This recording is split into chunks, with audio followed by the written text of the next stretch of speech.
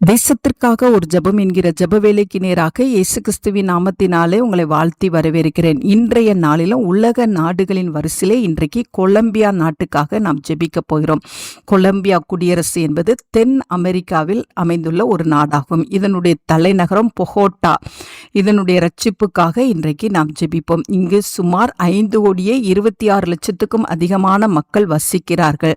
இங்கு பெரும்பான்மையாக கிறிஸ்தவ மதத்தை பின்பற்றுகிறவர்கள் இருக்கிறார்கள். இவர்கள் தேவனுக்குள்ளே நிலைத்து நிற்கும்படியாகவும் இவர்கள் தேவனை துதிக்கிறவர்களாகவும் தேவனை உண்மையோடு ஆராதிக்கிறவர்களாகவும் காணப்படும்படியாய் நாம் ஜெபிப்போம். இந்த கொலம்பியானது 32 துறை மாவட்டங்களாக பிரிக்கப்பட்டு இருக்கிறது. ஒவ்வொரு நிர்வாக பகுதிக்காகவும் நாம் தேவனை நோக்கி ஜெபிப்போம். கொலம்பியா நாட்டின் ஜனாதிபதிக்காக, துணைத் தலைவருக்காக நாம் தேவனை நோக்கி நாம் ஜெபிப்போம்.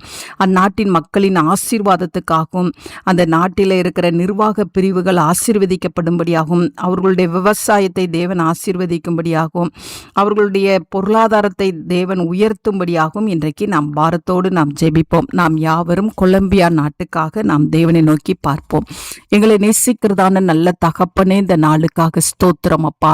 ஆண்டவரே, கொலம்பியா நாட்டுக்காக நாங்கள் தேவ சமூகத்தில் வருகிற சுவாமி. சுமார் ஆண்டவரே அப்பா 5.25 கோடிக்கு அதிகமான மக்கள் தொகை கொண்ட இந்த நாட்டை கர்த்தர் நினைவு கூறும்படியாய் ஜெபிக்கிறேன் சுவாமி. இங்குள்ள ஒவ்வொரு மக்களும் ஆண்டவரே மக்கு ஸ்தோத்திரம் ஆசீர்வதிக்கப்பட்டவர்களாய் இருக்கட்டும் ஆண்டவரே.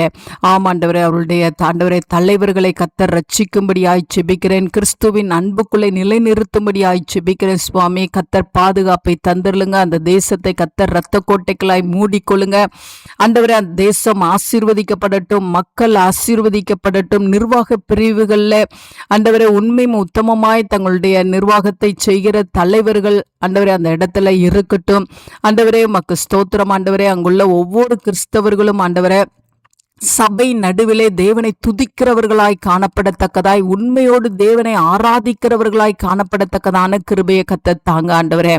தெருக்கள் தோறும் பரிசுத்தமாக்கப்படட்டும் சுவாமி. ஒவ்வொரு குடும்பங்களில் உள்ள மக்களும் இயேசு கிறிஸ்துவின் ரத்தத்தினால அவருடைய பாவங்கள் கழுவப்பட்டு பரிசுத்தமாக்கப்பட்டவர்களாய் அந்த நித்திய ஜீவனை சுதந்திரிக்கிறதுக்கு தகுதியுள்ளவர்களாய் காணப்படட்டும் சுவாமி. தேவனுடைய 2ஆம் வருகையை சந்திக்கிறதுக்கு இந்த நாடு ஆயத்தமுள்ள நாடாய் இருக்கட்டும் ஆண்டவரே.